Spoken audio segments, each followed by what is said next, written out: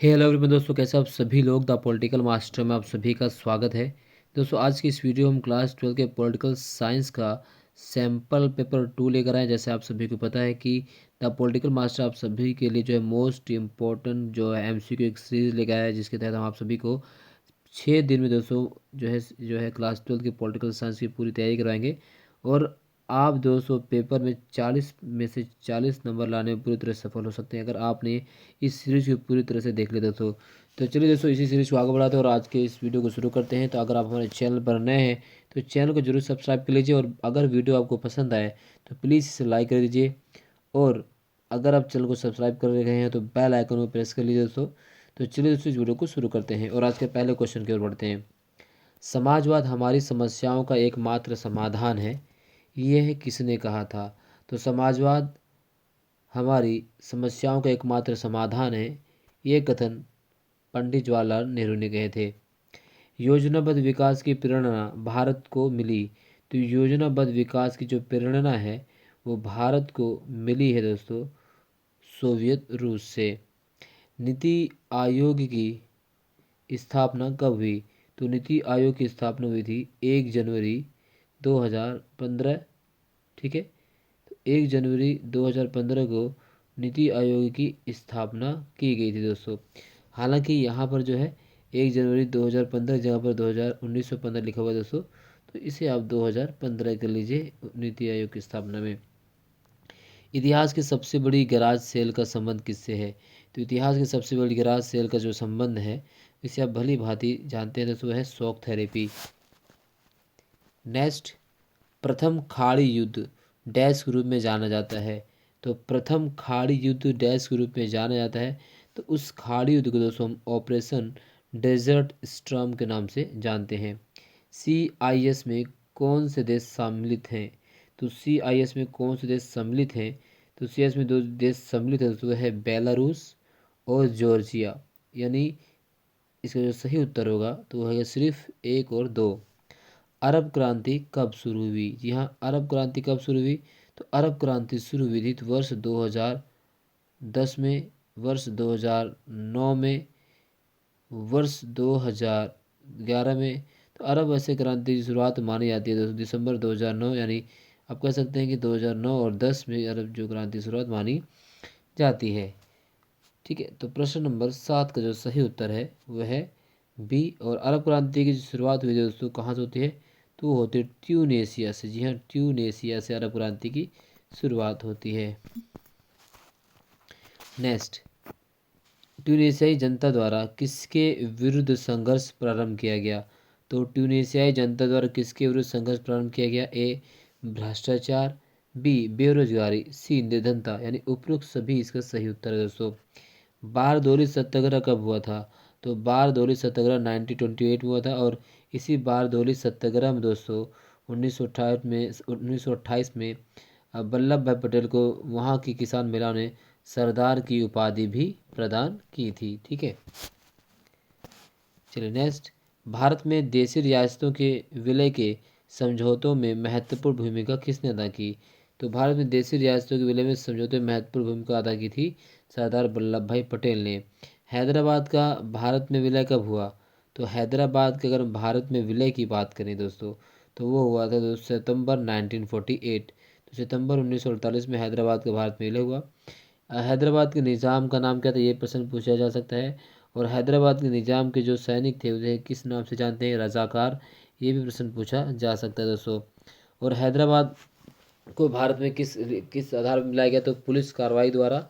और पुलिस कार्रवाई द्वारा मिलाया गया था। और उस जो पुलिस कार्रवाई थी उसका नाम रखा गया था ऑपरेशन का, ऑपरेशन पोलो। जी हाँ, मिशन पोलो नाम रखा गया था। तो ये आपको जानकारी रखनी चाहिए, यहाँ से भी प्रश्न बन सकते हैं। अगर हम सरदार पटेल की बात करें दोस्तों तो सरदार जो वल्लभ भाई पटेल हैं इन्हें जो है अगर हम कहें तो लौह पुरुष के नाम से भी जाना जाता है। और स्टैचू ऑफ यूनिटी से आप भली भांति परिचित हैं, जो इस विश्व की जो सबसे बड़ी किसी व्यक्ति की इमारत है। और सरदार वल्लभ भाई पटेल की ही अगर हम बात करें तो यहाँ पर स्टैचू यूनिटी फॉर रन के नाम से भी आयोजित किया जाता है। तो इस तरह से इससे क्वेश्चन पूछा जा सकता है। नेक्स्ट, क्वेश्चन नंबर 12 है, अलग तेलंगाना राज्य का गठन किस वर्ष हुआ? तो अलग तेलंगाना राज्य का जो गठन है वो किस वर्ष हुआ? तो अलग तेलंगाना राज्य जो गठन हुआ था वो होता 2014 में। ये भारत का जो है दोस्तों 29वां राज्य था। ठीक है, और इसी अगर हम बात करें किस राज्य से अलग हुआ था, तो ये आंध्र प्रदेश से अलग हुआ। जी हाँ, आंध्र प्रदेश से अलग हुआ था। इसके साथ अगर आपसे प्रश्न पूछे तो राज्य पुनर्गठन आयोग से, तो राज्य पुनर्गठन आयोग की स्थापना 1953 में हुई थी। और लागू कब किया था राज्य पुनर्गठन आयोग? 1956 को।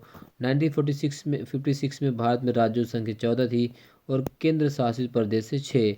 वर्तमान में 28 राज्य हैं और 8 केंद्र शासित प्रदेश हैं। इसके साथ साथ दोस्तों राज्य पुनर्गठन में जेवीपी समिति से भी पूछ सकता है, यानी जवाहरलाल नेहरू, वल्लभ भाई पटेल और पी पट्टाभी सिद्धरामैया। इस तरह से प्रश्न पूछा जा सकता है आपसे दोस्तों। नेक्स्ट, दूसरे विश्व युद्ध के बाद किन दो महाशक्तियों का उदय हुआ? तो दूसरे विश्व युद्ध के बाद जो दो महाशक्ति थे वो थे अमेरिका और सोवियत संघ। दोस्तों अगर प्लीज़ वीडियो पसंद आए तो इसे लाइक ज़रूर कीजिएगा, आपके सपोर्ट की दरकार है, क्योंकि एक लाइक जो है, एक शेयर हमें बहुत अधिक प्रोत्साहन देते हैं दोस्तों, आप सभी के लिए इसी प्रकार से तन मन धन से काम करने को लेकर। तो प्लीज़ सपोर्ट कीजिए, वीडियो को लाइक कीजिए, शेयर कीजिए। नेक्स्ट, नाटो का मुकाबला करने के लिए डैश ने वार्सा पैक्ट की स्थापना की? तो नाटो का मुकाबला करने के लिए सोवियत संघ ने, जिसे आप लोग दोस्तों पूर्वी गठबंधन के नाम से जानते हैं, इसने वार्सा पैक्ट की स्थापना की थी। नेक्स्ट, शीत युद्ध के दौरान युद्ध क्यों नहीं हुआ? तो शीत युद्ध के दौरान युद्ध क्यों नहीं हुआ?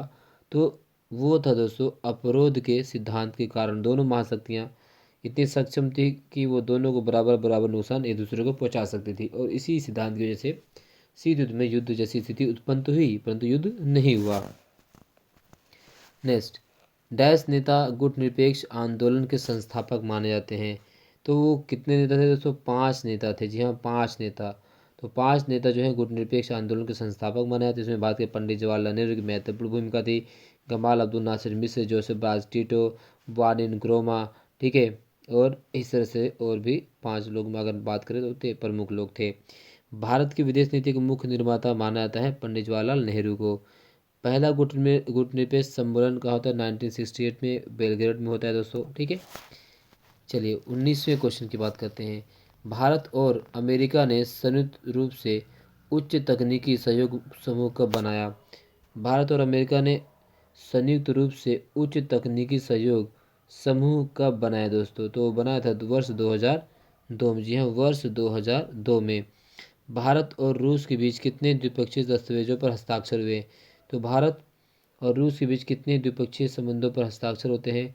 तो वो भारत और रूस के बीच जो द्विपक्षीय संबंध बनाए जाते हैं दोस्तों, तो हस्ताक्षर होते हैं 80 द्विपक्षीय संबंधों पर। संयुक्त राष्ट्र की एजेंसी है, तो संयुक्त राष्ट्र की एजेंसी इसमें से कौन सी है दोस्तों? तो विश्व स्वास्थ्य संगठन, यूनिसेफ, यूनेस्को, यानी उपयुक्त सभी जो है संयुक्त राष्ट्र की दोस्तों एजेंसी है। क्वेश्चन 22, विश्व बैंक की स्थापना कब की गई? तो विश्व बैंक की स्थापना की गई थी 1945 में। क्लियर। चलिए नेक्स्ट, संयुक्त राष्ट्र सुरक्षा परिषद में कुल सदस्यों की संख्या कितनी है? तो संयुक्त राष्ट्र सुरक्षा परिषद में दोस्तों कुल सदस्य संख्या है 15, जिसमें 10 अस्थायी हैं, जिसमें से एक भारत भी है, और 5 स्थायी जिसे P5 कहते हैं। इसमें दोस्तों फ्रांस, रूस, ब्रिटेन, ठीक है, अमेरिका और चीन को शामिल किया गया है। इन्हें वीटो की शक्ति भी प्राप्त है। नेक्स्ट 25, नीति आयोग का मुख्य उद्देश्य है?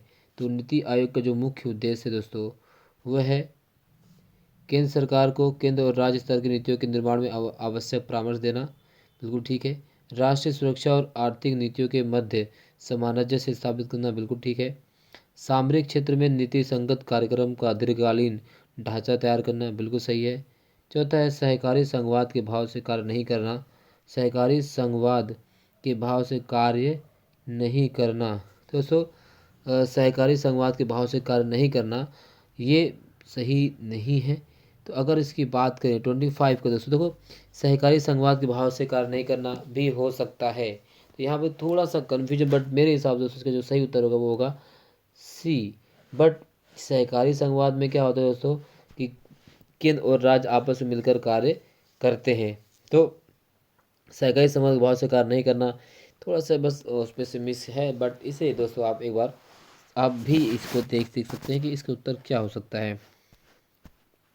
क्वेश्चन नंबर 26, योजना आयोग की जगह नीति आयोग को क्यों लाया गया?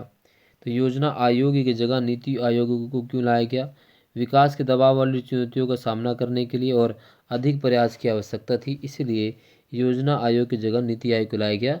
इस तरह से सिर्फ ए सही है दोस्तों। 26 का जो उत्तर होगा वो होगा दोस्तों ए। 27 अभिकथन और कथन है। राष्ट्रीय विकास परिषद सभी महत्वपूर्ण क्षेत्रों में आम आर्थिक नीतियों को बढ़ावा देता है, कारण यह देश के सभी भागों में संतुलित और तीव्र विकास करने पर ध्यान देता है। तो 27 का जो सही उत्तर है दोस्तों वो है बी। अभिकथन और कारण दोनों सही, लेकिन कारण जो है अभिकथन की सही व्याख्या नहीं है। बर्लिन की दीवार से संबंधित निम्नलिखित कथनों में से कौन सा सही नहीं है? तो बर्लिन की दीवार से संबंधित इनमें से कौन सा कथन सही नहीं है? तो सही जो उत्तर है दोस्तों वह यह जर्मनी के दो भागों का एकीकरण का प्रतीक थी। यह कथन मतलब कि यह जर्मनी दो भागों विभाजन का प्रतीक मानी गई थी दोस्तों। क्वेश्चन नंबर 29 निम्नलिखित में कौन सा सोवियत संघ के विघटन का परिणाम नहीं है? तो सोवियत संघ के जो विघटन का परिणाम नहीं है दोस्तों है मध्य पूर्व में संकट, ये इसका परिणाम नहीं है, बाकी सब इसके परिणाम हैं। सोवियत संघ ने भारत को किस संयंत्र के लिए आर्थिक सहायता दी थी? 30वें का जो सही उत्तर है दोस्तों वह भारत हैवी इलेक्ट्रिकल जैसी मशीनों संयंत्रों के लिए आर्थिक और तकनीकी सहायता। तो सिर्फ बी सही है इसका दोस्तों। 31 ऑपरेशन इराकी फ्रीडम का उद्देश्य क्या था? तो ऑपरेशन इराकी फ्रीडम का क्या उद्देश्य है दोस्तों? वो था अमेरिका द्वारा इराक पर हमला करके अपनी पसंद की सरकार को स्थापित करना। सही उत्तर है दोस्तों ए। अभिकथन रूस को सुरक्षा परिषद में सोवियत संघ की सीट मिली। बिल्कुल ठीक है। रूस को सोवियत संघ का उत्तराधिकारी राज्य स्वीकार किया गया। तो रूस को सोवियत संघ का जो उत्तराधिकारी राज्य स्वीकार किया गया। बिल्कुल ठीक है, ये भी कथन और अभिकथन सही है। तो अभिकथन और कारण दोनों सही है और कारण अभिकथन की सही व्याख्या भी है दोस्तों।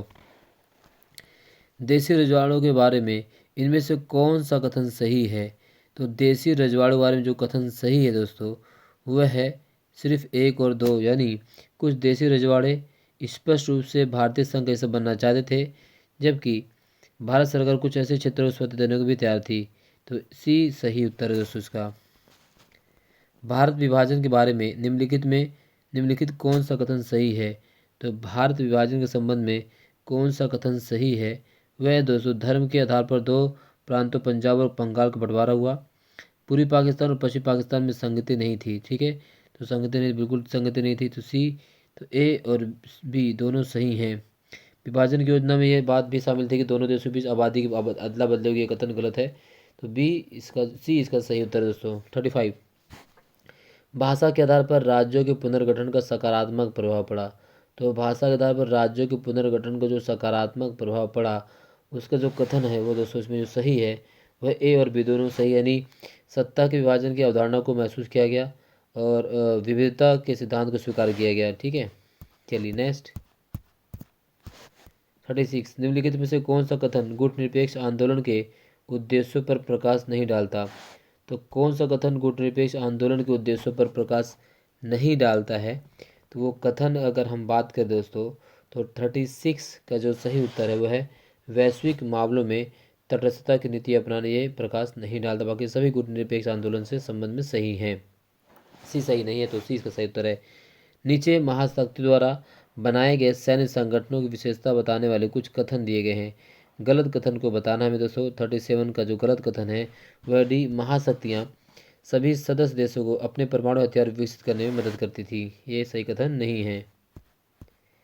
चलिए नेक्स्ट अभिकथन अप्रैल 1949 में उत्तर अटलांटिक संधि संगठन 12 देशों का एक संगठन था जिसने घोषणा की कि यूरोप या उत्तरी अमेरिका में उनमें से किसी पर भी सशस्त्र हमले को उन पर भी हमला समझा जाएगा, कारण सभी देश पूर्वी गठबंधन की मदद के लिए बाध्य होंगे।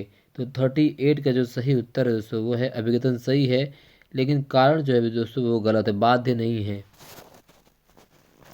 39 सोवियत संघ के नेताओं को चिंता सता रही थी कि अमेरिका क्यूबा पर आक्रमण कर देगा, कारण उस समय क्यूबा के राष्ट्रपति फिदेल कास्ट्रो थे।